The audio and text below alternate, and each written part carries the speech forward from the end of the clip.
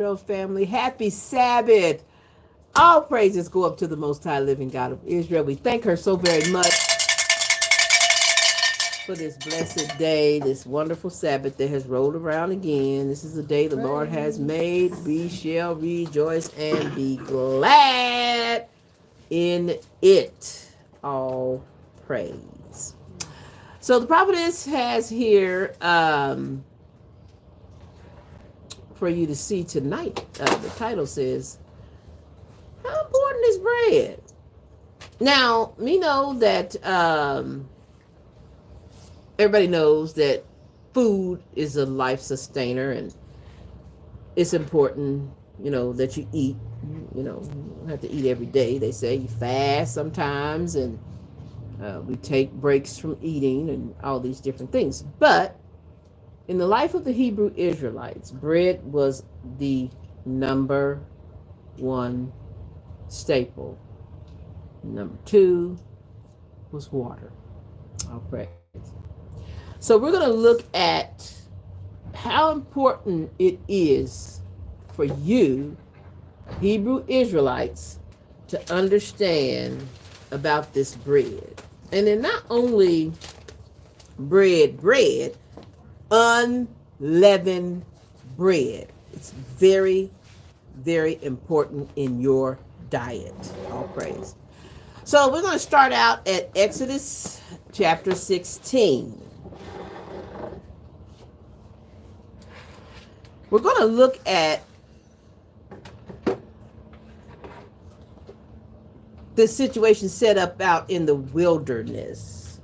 And then we're going to also learn the sanctuary, things about the sanctuary, how the sanctuary was set up. I'll just, we taught a little bit on it last week, but we're just going in a little bit deeper to give you some understanding of the seriousness of bread, unleavened bread. We have some family, the high priest and myself, we don't really eat sliced bread because we don't make sandwiches. We use a flat bread most of the time. But our problem is not bread. Our problem is cake and cookies and cobbler and pie and crust. And so it's not bread, but we have got to change that. We talked about it today, and I made it very clear to him that there will be a lot less yeast in our home. We are going unleavened because the scriptures require that of the priesthood. All praise. So in Exodus 16, verse 25, let's start there. And Moses said, "Eat that today, for today is a Sabbath unto the Lord. Today ye shall not find it in the field. 6 days ye shall gather it, but on the seventh day, which is the Sabbath, in it there shall be none." And it came to pass that there went out some of the people. Now, me is starting here because we're going to get to where laws now have to be put in place because the people just won't do right. Some of the people on the Sabbath day for to gather, and they found none. So they were looking for something out there. They're in the wilderness, and they went out because they knew that they couldn't make any. They couldn't light a fire. They couldn't cook any. So they were going to go out to collect this stuff that was going to come from heaven, and they were told to go out and get it. And the Lord said unto Moses, some of you understand the writings, some of you know what this means, and this is family talk, but we're talking to everybody. The Lord said unto Moses, "How long refuse ye to keep my commandments and my laws?" All right. Okay. 29 says, "See, for that the Lord hath given you the Sabbath Therefore he giveth you on the 6th day the bread of 2 days. Abide ye every man in his place. I'm going to stress this. Abide ye every man in his place. Is there an exception? No. There's no exception.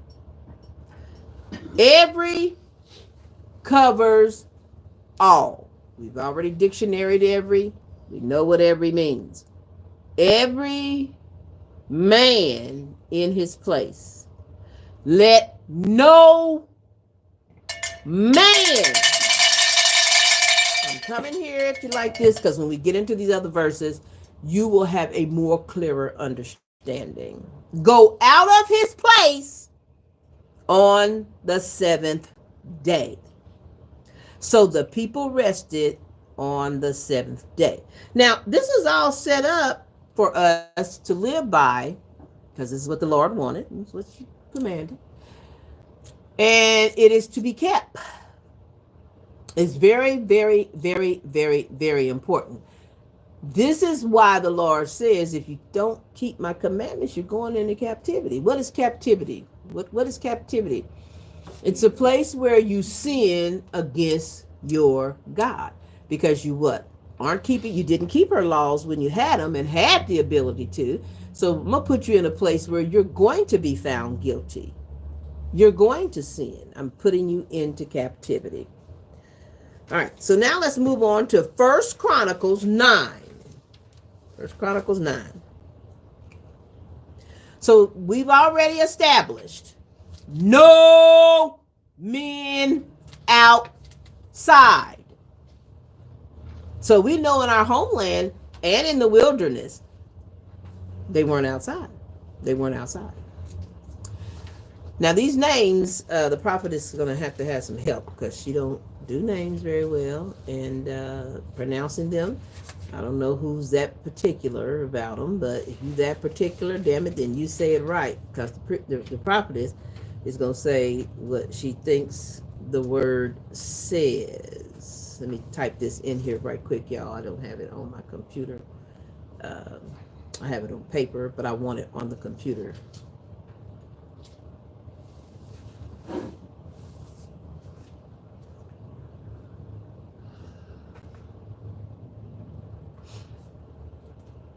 That's 9:31.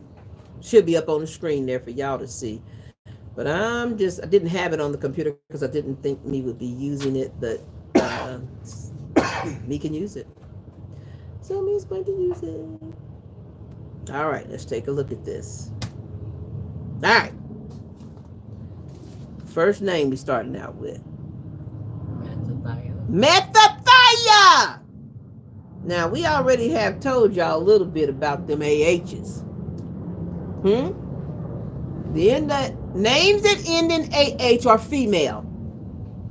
Praise. All praise. It's a Hebrew thing. Just like Sarah. Her name was changed to Sarah. AH, which indicates the feminine. And I'm going to prove to you that it's feminine. And these are women based on the prior verses me read to you.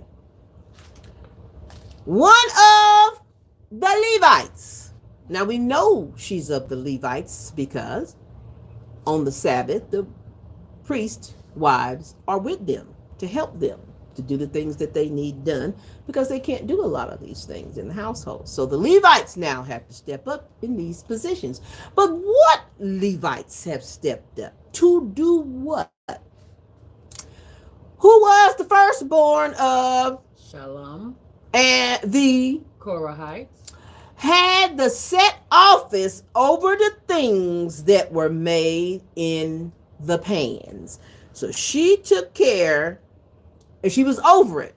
So she made sure that the pans were set, meaning in order, right, how they needed to be, oiled, prepared, ready to go for her husband or the other men who had to use them on the days they worked.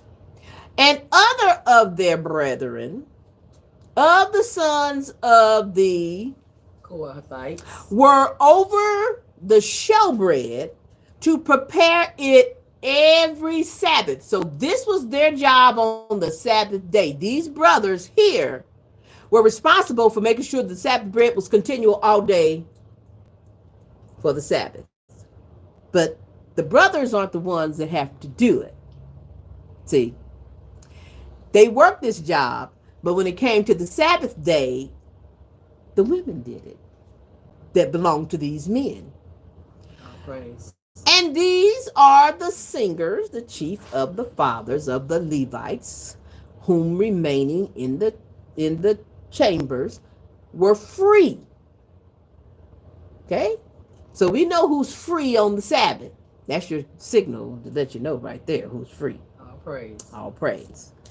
For they were employed in that work day and night. So in that work on there, that day and night, they did this. This is, I try to tell y'all, it was 24/7, 24 hours a day, 24/7. It never shut down. It was hard on them. They had to work because they didn't know if they was going to serve 100. They didn't know if they were going to serve 1,000. They didn't know if they was going to serve 2. They didn't know. So it was a continuous, and we know it was lots because people sojourned. Also, they came to visit. 34 says, these chief fathers of the Levites were chief throughout their generations. These dwelt at Jerusalem. So these fathers that they were the children of, these children were of, dwelt in Jerusalem. So we know right there, these were women because they were doing it on the Sabbath. They had to continuously make that bread all day long, because of women coming through. All praise. Now let's go to Genesis 43.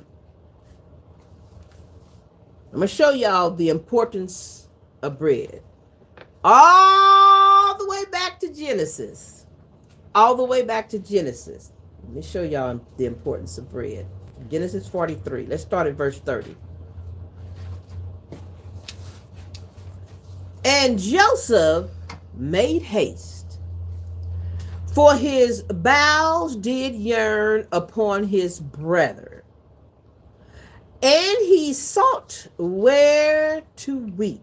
He wanted to find a place to cry because here's his brothers he hasn't seen in I don't know when. Being the decent one, he loved his brothers, and even with what they did to him, he was going to still bless them, even though they did an evil thing. They meant it for evil and not good. And he entered into his chamber and wept there. Now let me show y'all. In early back in Genesis, how important this was. This is very important. Verse 31 says, and he washed his face and went out and refrained himself and said, set on bread. Let me tell you what set on bread means. That means get in order. That means get where you're supposed to be. Whether that means separation in one group, whether that means eldest to youngest, however it means, set on means in a household. It would be grandmother, grandfather, mother, father, children by age. If someone ever said sit on bread, that means get in order. If you with cattle, separate. You can't sit with them. And I'm going to show you in the scriptures the difference between how they felt about bread. This is how important bread is. 32 says, and they sat on him for by himself, and for them by themselves, and for the Egyptians which did eat with him by themselves. See the separation? Because the Egyptians might not eat bread with the Hebrews, for that is an abomination unto the Egyptian. Y'all, bread's serious. Praise. Bread is so serious. You did not even know how serious bread was. Praise.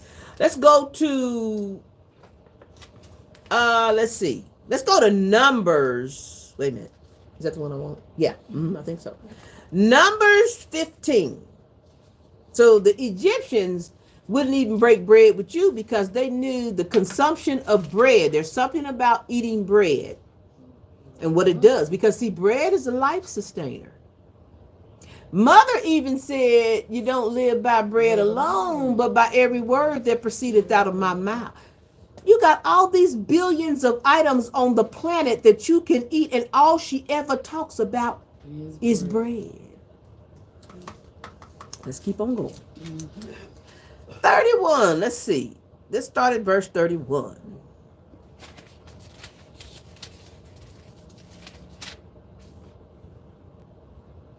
All right. Because he hath despised the word of the Lord, and hath broken his commandment, that soul shall utterly be cut off. His iniquity shall be upon him. 32. And while the children of Israel were in the wilderness. Now, let's tell you this story. Let me explain this story. Children of Israel, we are in the wilderness. Okay? And everybody's got to eat, but it's a Sabbath. So we already have established no man be outside. All right? And while the children of Israel were in the wilderness, they found a what? A man.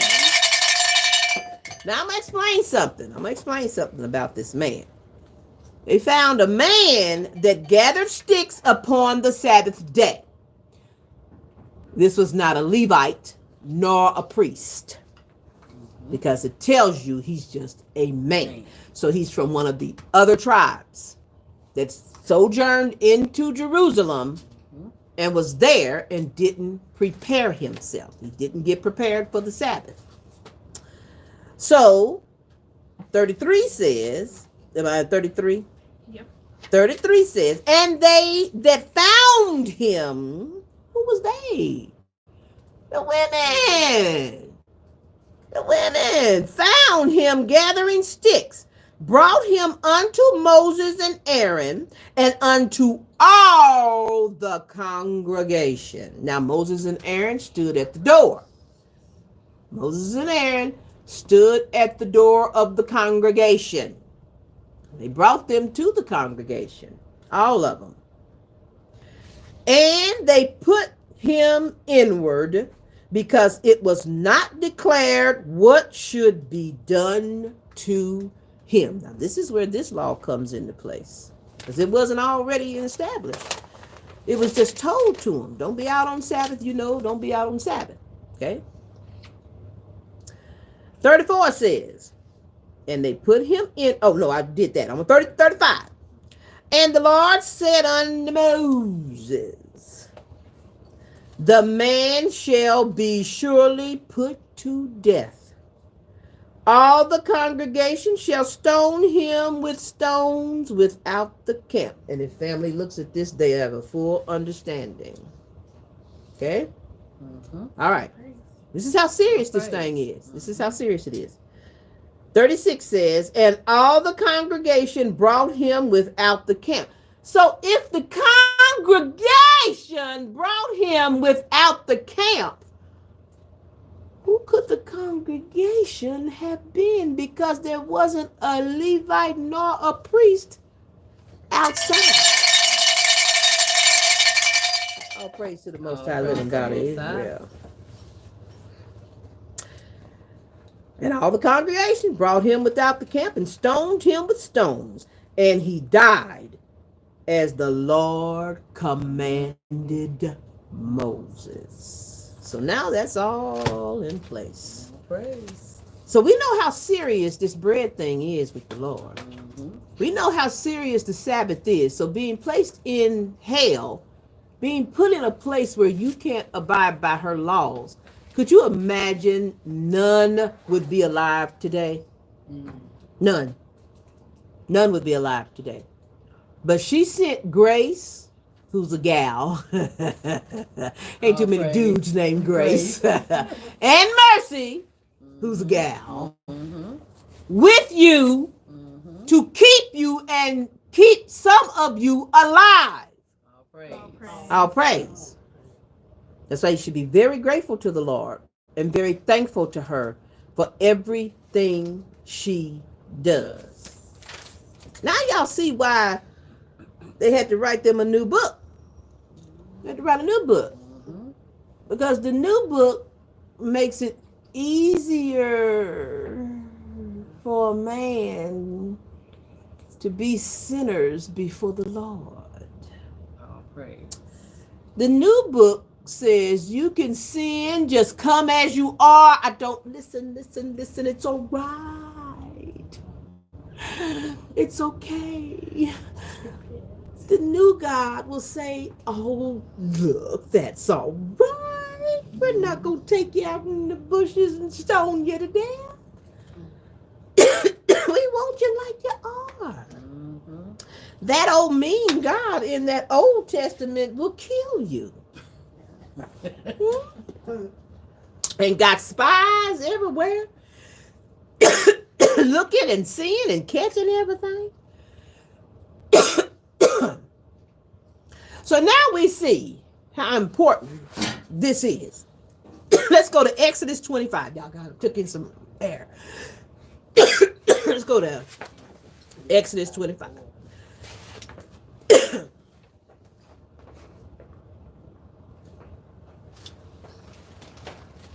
Now we know how important all this stuff is. Now you're going to have all these things that are vitally important for serving.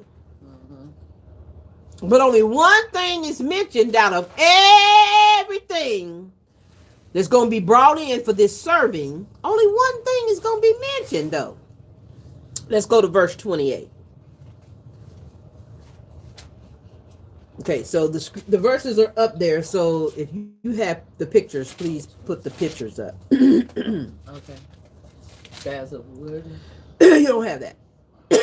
Those are just, I'll explain. And thou shalt make the stabs of shittim wood and overlay them with gold. Those are the sticks that would go in the armholes, not just the ark, but the grill that was in the tabernacle also had those on it because it was a movable grill. It was more portable. And we'll explain all that to you. That the table may be bore with them, meaning able to be moved by them, taken around. And thou shalt make the dishes thereof, the spoons. Who's got a picture of spoons? The spoons thereof, and covers thereof. Who's got covers? Let's see these little covers here. Covers, is your phone the right direction? Yeah. All praise. So these were covers that would go over the dishes that were going to be on the table to keep everything. You don't know dust on your stuff because it's sit continually. It's always up there. So there were covers. And bowls thereof. So we got the bowls and the plates, and there's still some gold dishes to show them what mother wanted. Gold. All praise. All praise. Then we have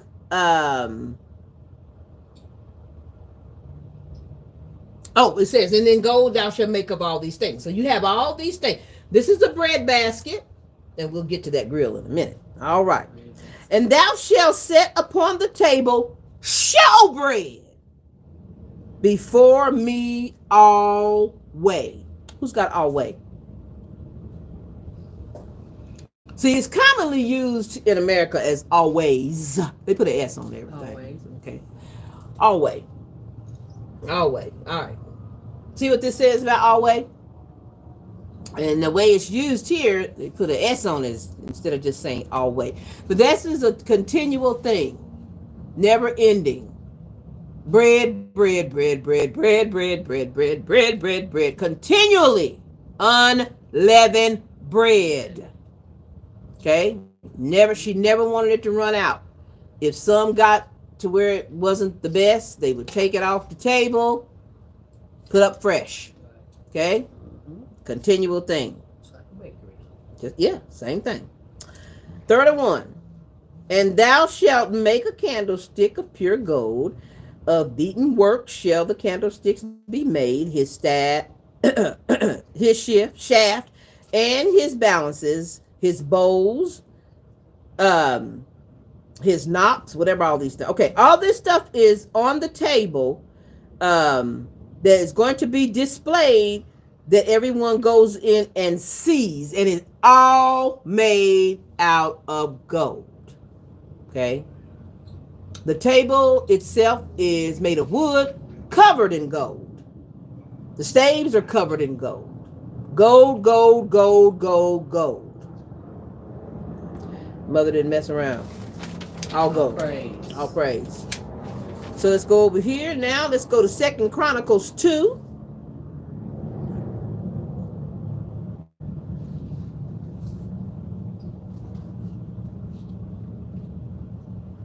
All right. So you're gonna a lot of the family. We didn't outline that, but a lot of the family knows what this means, and you understand why when they say that this king built a house unto his God. You now have a clearer understanding of what that meant.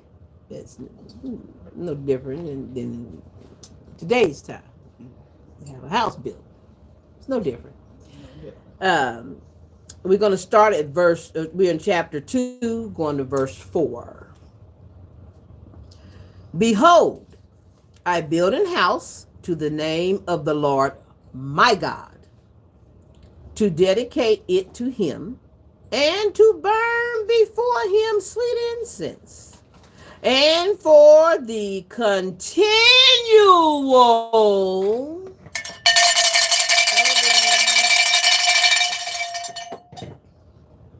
it's continual. If every house is built, it's continual. You should always have unleavened bread, fresh unleavened bread in your home. Oh, praise. You know how we got tricked?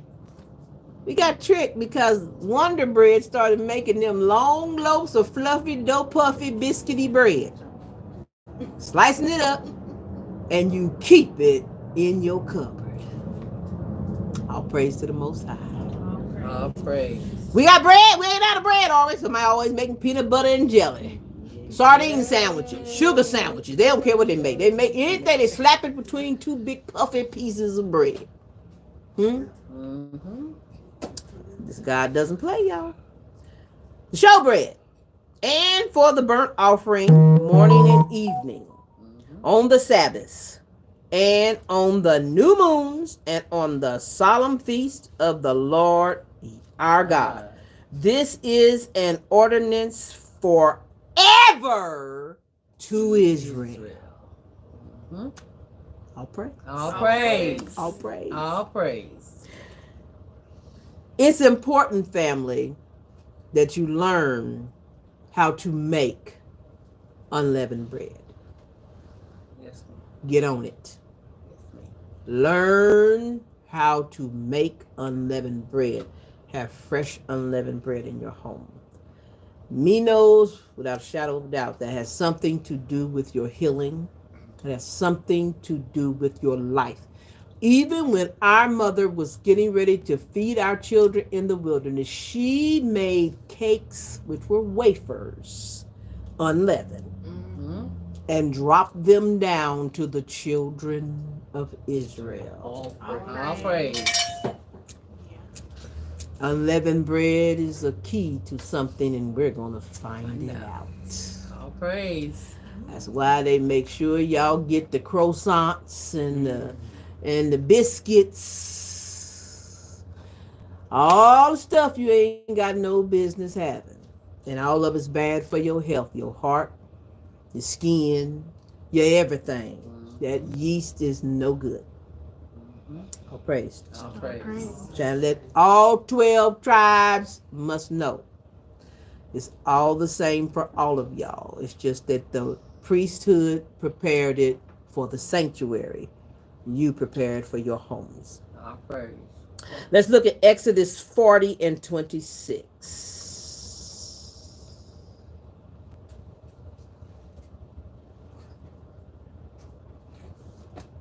I want y'all to see how things are so important before the Lord. All these things. Pop on this one, sis. This is the best one I could come up with. But there's also, now this is someone made them a gold grill. It's beautiful. Because they know what to know. Could you imagine cooking on gold? No. Could y'all imagine cooking on gold? Well, no, it'd be less than my ring. I wear white gold, so it wouldn't matter.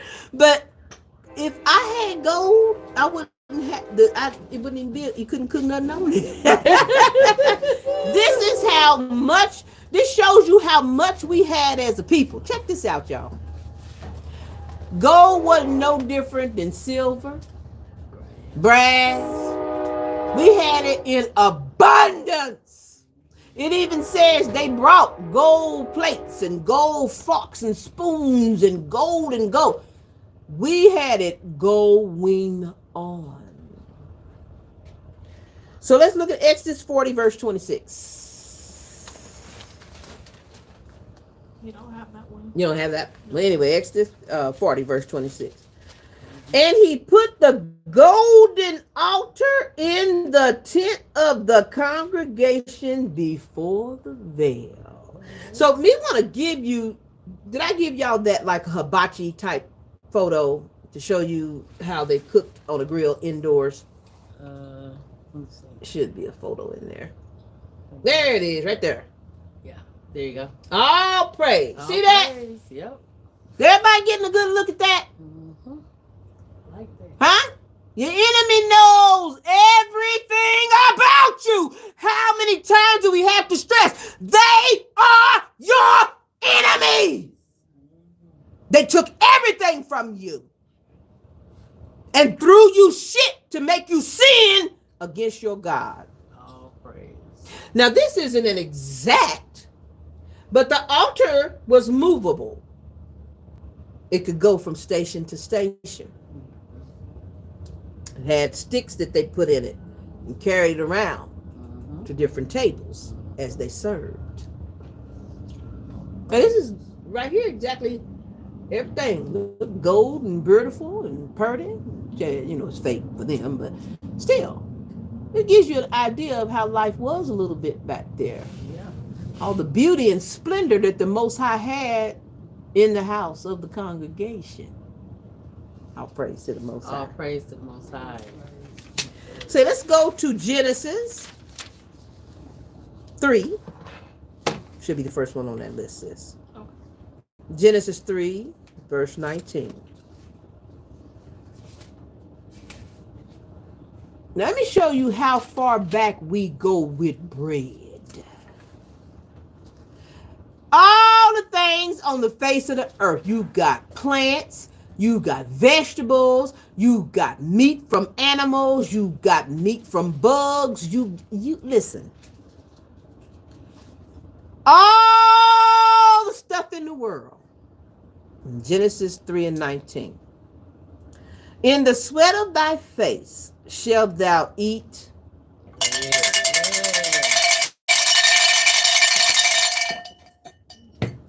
Till thou return unto the ground. You know why? Because it's continual. All praise. It's continual. Perpetual. For out of it was thou taken. For dust thou art, and unto dust shalt thou return. Genesis 14 and 18. And Melchizedek, king of Salem, brought forth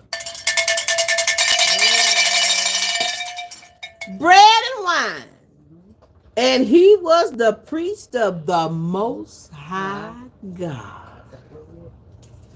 Now, in these verses, me is showing you all the way back to Genesis how important bread is in our lives.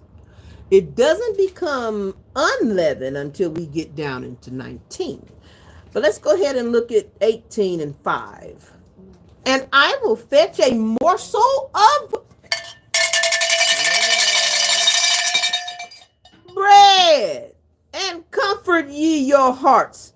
After that ye shall pass on. For therefore are ye come to your servant. And they said, do as thou hast said. So before the 12 tribes came into existence, they ate bread. It just says bread. So we can't say it was unleavened or leavened, but we are deeming that it was pretty unleavened because when it was serving the Most High, she prefers unleavened bread. So we know the Most High came and visited with Abraham and Sarah, so they served unleavened bread. So Genesis 19:3. And he, well, yeah, it was even before the 12 tribes, because we're going to find out, I think, with Haggai. We'll see. And he pressed upon them greatly, and they turned in unto him, and entered into his house, and he made them a feast, and did bake unleavened bread, and they did eat. Now, do y'all know who this is? It's Lot. Way back with Lot. The angels came in there, and Lot cooked up some unleavened bread. Huh? Because he knew what to serve them. They was of the Most High God. Praise.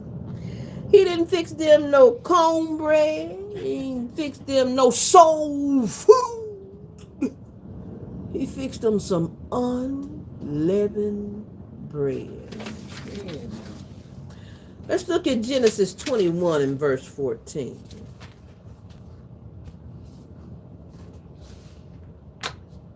Now, you getting ready to kick this woman out. She getting ready to go out into a wilderness, away from the people, away from the camp, all by herself, her and her son. And this is what she gets. This is what she gets, y'all. 21:14. And Abraham rose up early in the morning and took bread and a bottle of water. Come on now. I know they had wine and steak. At least they may have some ginger ale.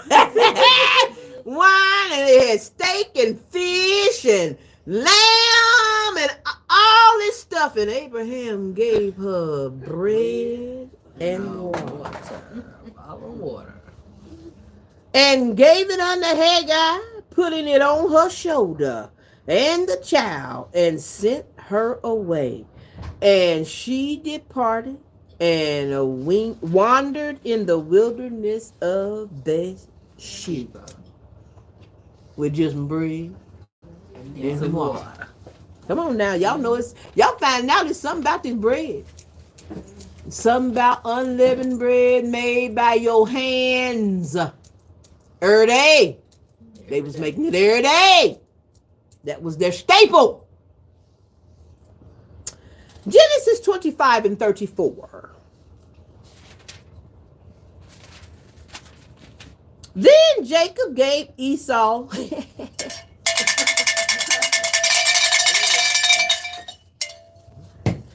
bread and pottage and lentils, and he did eat and drink, and rose up and went his way.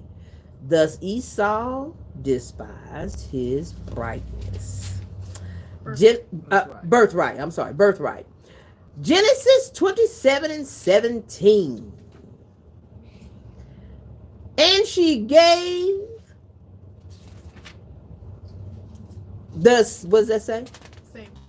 Savory meat and the bread which she had prepared into the hand of her son Jacob. So everybody knows that story. Mm-hmm. Because mama was taking that birthright, she was going to steal it. She took it, she wanted it for her son. It was going to go to her son. And she gave him what the other son was supposed to bring out. He out hunting, looking for the best. Way up on somebody's mountain trying to kill the best animal. Don't even know what's going on at home. Daddy's slopping down, rolling in the bowl. sopping up the juice and eating. Mama done sitting back there looking at everything going on, and he gets the blessing. Mm-hmm. Bread, y'all. Bread. Bread the culprit, all praise. Genesis 28:20.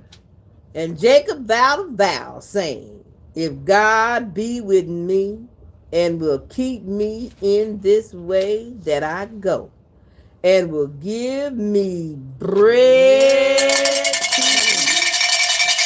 Come on now. Woo! And raiment to put on. So he wasn't worried about nothing, but he said bread first. Yep. I guess he wasn't worried about being naked as much as he was getting that bread. Put that bread first. Give me bread to eat and then give me some clothes. Y'all gonna find out. It's very important. It's very important. Very, very, very important. Bread is important as a staple in our lives. Let's get over here to. Did we do this one? Yeah, I think we did First Chronicles 9. I think we did First Chronicles 9. So we assured everyone that these are women. 31. These are women out on the Sabbath. So the prophetess is coming tonight because she had to share with you the importance of making unleavened bread.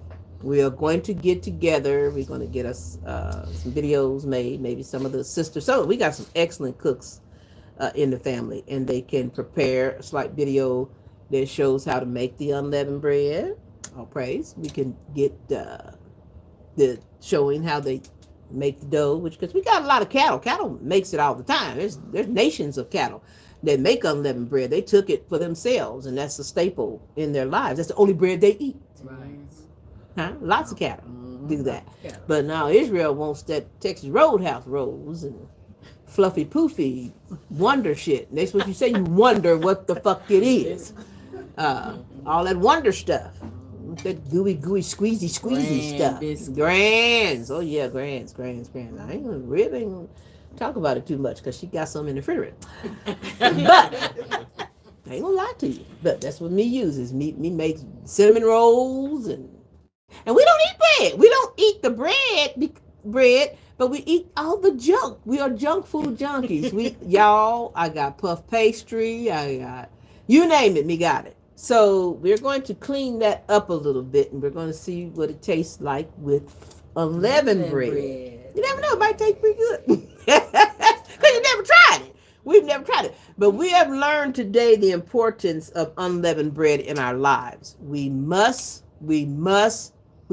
have this staple in our lives. And for family members who don't eat bread, let's try this unleavened. Maybe you don't like the yeasty bread, but the unleavened bread, get our children accustomed to having it. You can make it, flavor it. You can do anything with unleavened bread that you do with leavened bread, pretty much. You do the same thing. It just don't rise. Huh? It just don't rise. So this is what the prophetess is bringing to us today. We're going to bring you some videos on how to dress the table. We're going to have to get some gold silverware. Well, we have the gold silverware. We don't have the gold bowls and the plates. We have the blue draping covering for the table. We do have that. Don't have the portable kitchen. Don't have the portable grill. Don't have no gold grills and stuff. But we do want to stress this to the house of Levi and Judah and everybody else is with us. Get that leaven out of your house. Let's try our best to get that leaven. Leaven causes problems in the households of the Hebrew Israelites. She even say, take it completely out of your house on the Sabbath. You know there's something wrong with it. Yeah. Something's wrong with it. And then she tells you, every day eat unleavened bread. It's for your health. Every day. It is for your health. All praise to the Most High, y'all. All praise. See, when you learn the ways of your enemy, the ways of God are very difficult. The enemy beat it into you. The enemy wanted to make sure that you were sinning against your God. And everybody, I know I'm living right. I know I'm this and I know I'm that, and the prophetess just sit there. Mm-hmm. You know, I don't know it, but you know it. But our praises go up to the Most High Living God of Israel. Based on our time, we try to now keep our classes a little short. So the family that came in, and we thank all the family for coming to the class to learn the things of the Lord. It is a blessing. It is a blessing. We're going to get prepared for our Sabbath. Everyone's going to have their meals prepared and everything they need to do out of the way. And we're going to get into a little bit more. Like I said, we got some videos coming up to show you how the table was continually dressed. Show means see. Right. Constantly seeing. And this table was dressed so that the men would know how to dress the tables. Some people say out of sight, out of mind. So mother knew I gotta have a table dressed because I will kill you if it ain't right. All praise. And people don't take this seriously. See, you don't take it seriously because you are so brainwashed in the ways of your enemy that these things don't make sense to you. Why would you kill a man for being out on the Sabbath picking up sticks? Because I have set you apart. You are a peculiar people. You are different from other people. You wouldn't even know anything about these other things if you weren't around them. All praise. But you are the one that picks up their ways. Yep. They're not necessarily trying to pick up your ways. Not unless it involves money. They're trying to pick up. You're trying to pick up their ways. So tonight we say thank you. We give all praise to the Most High Living God of Israel. We hope everyone has a blessed Sabbath. We hope that everyone takes to heart what was said tonight about the showbread. And we're going to learn, like I said, we're going to learn how to make it. And me and the high priest are going to start after sundown tomorrow. We're going to start on our first batch of showbread. Might do a little video and show y'all us eating it with our undoughy faces. We don't have no yeast in it, but all praise! We're going to learn to love it. All praise. Love you, family. Have a happy Sabbath. All praise. Shalom. Shalom. Shalom, shalom, shalom.